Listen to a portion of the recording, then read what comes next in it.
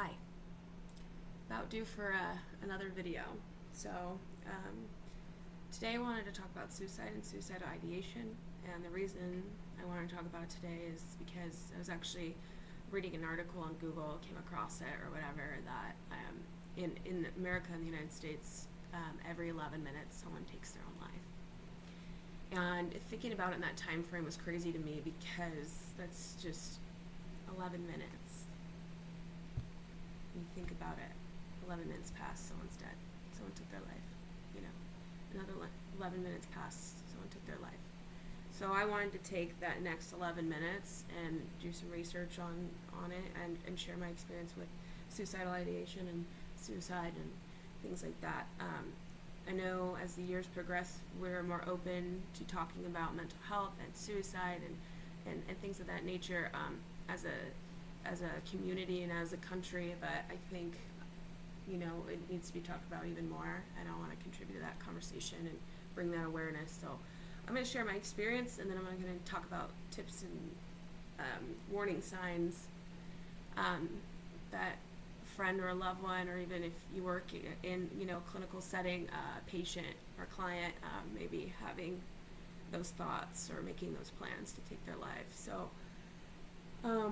So first time I attempted to take my life, I was 15 years old, and this was around the time in my life I had no previous mental health diagnoses. I just thought I was, like every other teenager, the angst and depression and all the dark thoughts, and I went on a trip with my best friend at the time and her mom to northern Idaho for like a little camping adventure, theme park adventure, and it was nighttime, and we were staying in a campsite, and I went to the bathroom. I was walking back to our tent, and I saw a gun on a random person's table, and there was no one around, and I grabbed the gun. And so I used to shoot guns when I was like 8 or 9. And I'm from frickin' Idaho. I know how to use a gun for the most part, at the time especially. But so I grabbed the gun and I saw that there were bullets in it, and I either jammed or I Russian rouletted it because I put the gun in my mouth, and it was a handgun, and I put it in my mouth and I put it back and nothing. So I thought, well, that didn't work. Just put it back and go back to the campsite. I didn't say a word about it. At the time, looking back now, I didn't realize, I'm like, why the hell did I do that? It was so impulsive. It was like, I just don't want to be here anymore. And I didn't understand it at the time. And as we go on, I'm 29 years old now. The first time I tried to take my life was 15, and between where I'm at today and 15 years old, I've tried to take my life a total of 6 times. So I'm not going to war story my suicide attempts, but throughout the years, especially like from 15 to 19, was where most of my suicide attempts were. My last suicide attempt was when I was in rehab I was in inpatient rehab at Port Hope, getting treatment in a 30-day program for IV meth use. And I had post-acute withdrawal symptoms from detoxing off the meth, and I had voices telling me to go kill myself.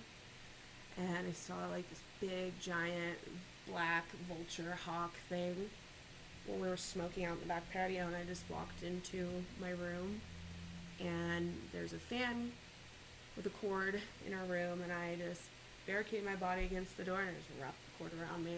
I didn't really plan it out that well because, anatomically, you can't strangle yourself like that by your own whim, but I definitely made myself pass out, and my roommate saw, me disappear and busted down the door when I was passed out. So I definitely had intent to end my life. Not the best attempt. It was not planned very well. But that was the last time I tried to take my life. I had that went beyond contemplation to end my life and took action, even if it was poorly planned. I'm not meant to take my life. I realized, especially after that last attempt, and I think I was 20, 21, so I tried hanging myself. I've jumped out of a moving vehicle. I've cutting myself as deep as I could, bleed out. And I didn't realize until my 20s, when I went to a psych facility for treatment, early 20s, in my drug days, that I had undiagnosed mental health issues. I had a lot of trauma that was complex, PTSD, stuff like that. And I had a general low sense of self-worth and self-esteem. And until you hear it in a clinical perspective from a doctor and a clinical setting, did I really understand. I knew there was something wrong with me, right? But I didn't understand what or how or why. I did, but I didn't.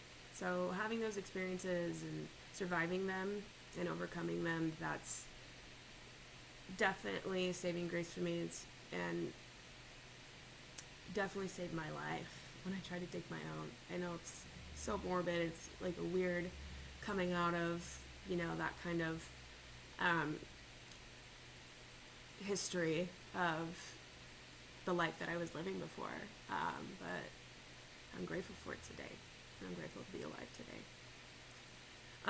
So I still struggle here and there with suicidal thoughts. It's common for me.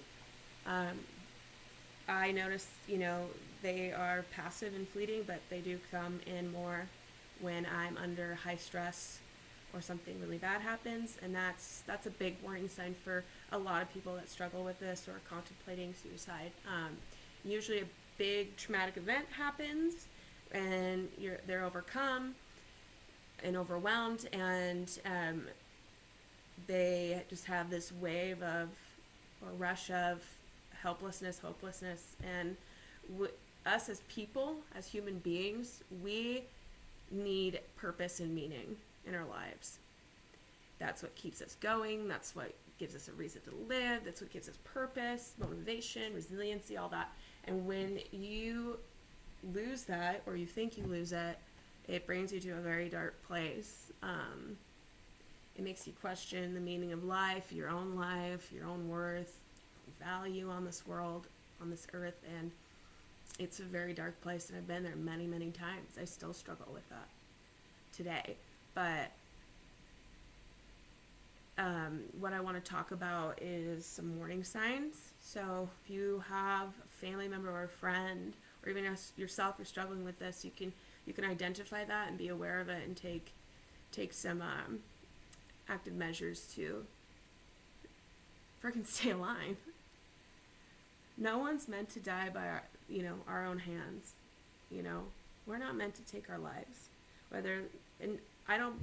I personally don't believe that on a religious level. I know some people do, and that's great, whatever you believe in. I do believe in humans' need and survival to have a meaning and purpose in life. Because if we don't have that, we have nothing. So, some warning signs. Conversations. In the past, especially my teenage years, I'd be hanging out with friends, and I'd have friends just consistently bring up oh, I'm gonna kill myself, or being dead sounds so much better than being alive. Just things like that. Listen to your friends and your family when they talk. And it doesn't have to be that direct, and sometimes it's not. Sometimes they'll just talk about how helpless and worthless they feel. That they have no motivation, that they just living's a painful existence, and they feel like a burden constantly, and just listen for those key words or those phrases, because that may be a warning sign. A lot of people that get to that point struggle with mental health issues like depression, bipolar, anxiety, PTSD, or they're just got a lot of stress going on in their life, and it's overwhelming to them. So yeah, listen to conversation phrases and words like that. Those are usually red flags for me. If I hear that, I'm like, oh wait, back it up. Like, where is this coming from? Another warning sign is increased substance or alcohol use. They might be trying to self-medicate and numb the pain that they're experiencing. And that usually goes in hand with mental health issues. So that's another warning sign and something to look into or pay attention to. Another thing is isolating more, withdrawing. Like they're not, I had a friend, they go to basketball games every Saturday and I haven't seen them in a month. And they're not responding to my texts or my calls barely, or they're always at home, or there's just, you can feel it. If you feel it in your gut and your intuition that something's off with your friend or family member, whatever, like, don't ignore it. Like, check in with your people. Ask how they're doing. Go see them. Go out of your way. Make the time. Another one I've seen as well is just a random, like, giving away their stuff. Like, not like I have so much clutter, I need to get rid of this, but it's like giving away, I've noticed, like, giving away, like, all their shit or, like, very sentimental items to them. That one, I had a friend randomly show up to my house, this was a while ago, and he's an artist, and he makes beautiful artwork, and he randomly showed up to my house one time, and he was just, like, giving me all of his artwork randomly, and he usually calls before he comes over or whatever, and he didn't, and he's just like, I love you, just wanted to give you my art, I'm done with art, I'm giving it all away, and I was just like, that was a big ding ding ding, so, watch out for that too. Oh, it broke my heart. And then changes in their sleep or appetite. If you notice them saying, oh God, I've just been sleeping so much, they haven't been eating, you see maybe some weight loss, or they just look pale, or this, it could be other things too, right? We don't want to directly assume that they might be suicidal with that particular warning sign, but that is one of the warning signs that someone may be contemplating ending their life. It's just another thing to be aware about. Now, how to go about it, whether it's a friend or family member, even for yourself, is just talking, reaching out, checking in, visiting, supporting them, loving them, and creating a space and a non-judgment free zone for them to sit in that with you and talk to you. And if they don't want to talk to you, or they're trying to avoid you, just go see them. I don't care. I had friends that were contemplating suicide in the past, and I'm like, well, let me just come say hi, let me come by and say hi. And they're like, no, I can't. I'm like, I'm coming by,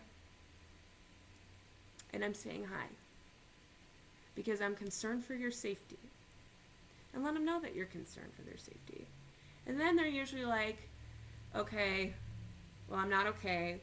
Or, they'll get upset, and then you'll know, right? So, and if you find yourself in a situation with a friend or family member where it's like an immediate danger that, like, they're going to do it.